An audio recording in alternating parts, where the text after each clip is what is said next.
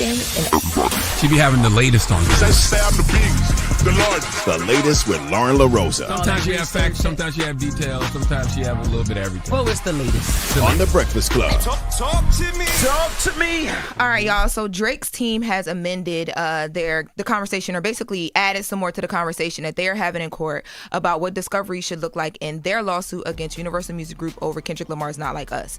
So they had already been asking to see Kendrick Lamar's contracts and various communications. And Drake's lawyer is saying that now they're asking for documents to order Kendrick Lamar's team or the label Universal Music to do so, because they're saying when they received the information or the contracts and the conversations that they were requesting, the contract was so redacted that you couldn't even comprehend it. You couldn't even read through it. So they're asking for an unredacted version of Kendrick Lamar's contract. They're also asking for communications, emails and text messages from Universal Music CEO Lucian Grange.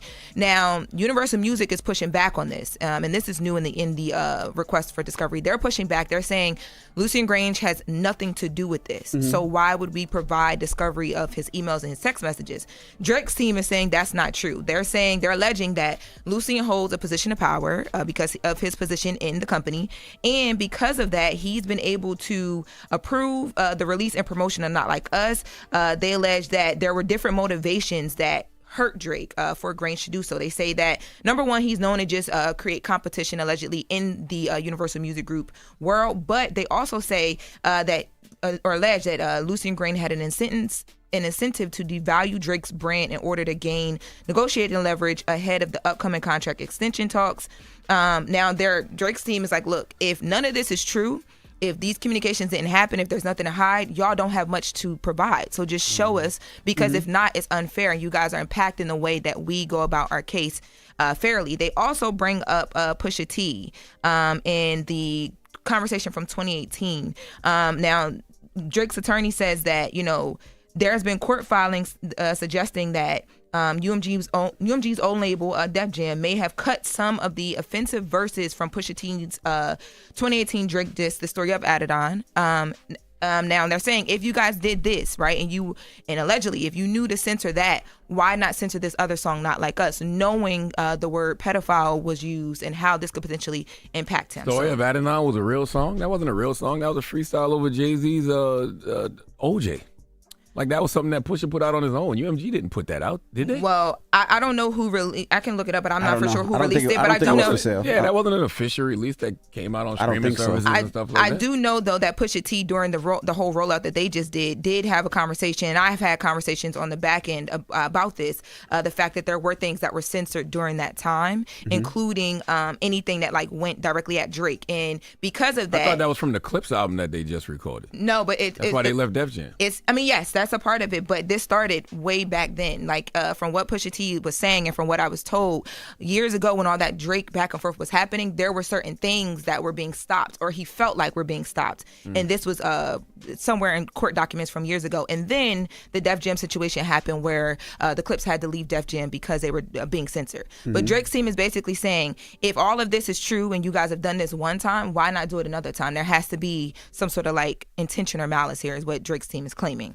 Now, there are also reports that in this acts for different documents, that Drake's team is also requesting all documents and communications relating to Dave Free, who is one of Kendrick Lamar's he's in his camp. I'm not for sure exactly what he does, but he's a part of Kendrick Lamar's camp, and his relationship with Kendrick Lamar's children. And then there's also reports that Drake's team is requesting documents and communications relating to any allegations of domestic violence, violence against women, and or forms of violence committed by Kendrick Lamar.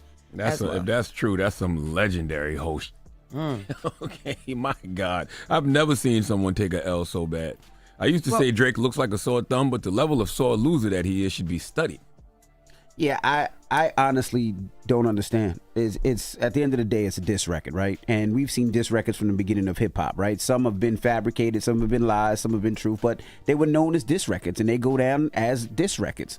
So the fact that you're suing not only Kendrick but also the record label, I don't think he's suing Kendrick, but suing the record label, and the fact that they have to do this just sounds crazy to me. Yeah, I just don't understand what if he gets what do you mean documents about domestic violence? What?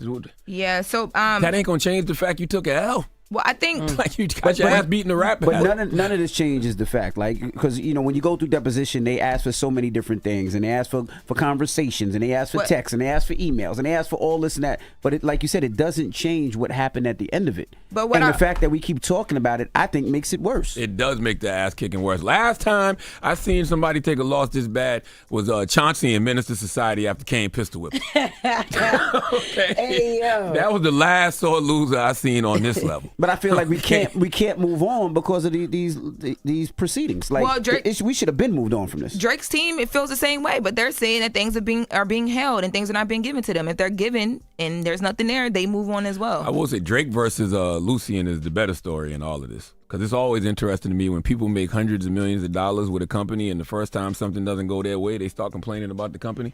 Yeah. It was all good when you was on top. The mention of the Pusha As soon as T. you lose one rap battle and get your ass handed to you, now all of a sudden, you going against Lucian.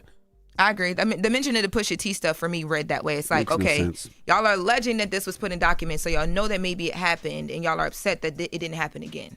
Which I mean, look, he said, I get it if it's disrupting his business the way Just he's saying. take the L and keep it moving, Aubrey. That's it. Like you on tour all around the world, you still selling out, you still But he's putting still- out he's good still releasing music. #1 records. Exactly. He's still releasing like, #1 let it records. go already. You It got feels your like this ass just handed keeps to you. bringing it back up, and people keep remembering. Like when I just was partying to Nokia, I come back on on Monday back to work. Now I'm hearing this. It's like let it Yeah, go. but if you're doing business with people that, I mean, I don't think people honestly in any business ever have your full best interest. They have their interest at heart. But if you feel this way, you wouldn't feel comfortable releasing music and working with this all label of this either. is though. happening because he got his ass handed to him in a rap True. battle. Cut it out. But like knock it but- out. I know we got to go. But even if he wins the court case, the way people feel is never changes. Yeah, Even if he he ain't wins the getting over court that. case, he still got his ass kicked in the rap battle. But then he knows the truth about the business. He done pulled the veil back. That's how he feels. No matter what you say, we gonna be talking to you the way they was talking to Chauncey and Menace. You remember the dude was watching the fight and he was like, "Man, come watch this fight, man. This look like Kendrick kicking your ass the other night. No matter what you do, man, you beat Lucian. You beat Lucian the way Kendrick whipped your ass the other day. Damn. Like, cut it out. No, like, man, he just nowhere he's gonna be able to go where people ain't talking about it. No. Yeah. He's tired of people talking about it. I get it. He only That's- He's only a man. He's honestly, the boy. one person. He's the boy. Kendrick beat his boy. ass and then Drake beat his own ass. That's what Drake is doing right now. All He's right. beating Saw up with on the, himself. I know what y'all did. I know what they did last summer on Right. his back. Y'all saw them on there. I was like, okay. All right. Well, that is the latest with Lauren. All right. Up next, we got front page news, and then Pete Davidson will be joining us. So don't go anywhere. It's the Breakfast Club. Good morning. The Breakfast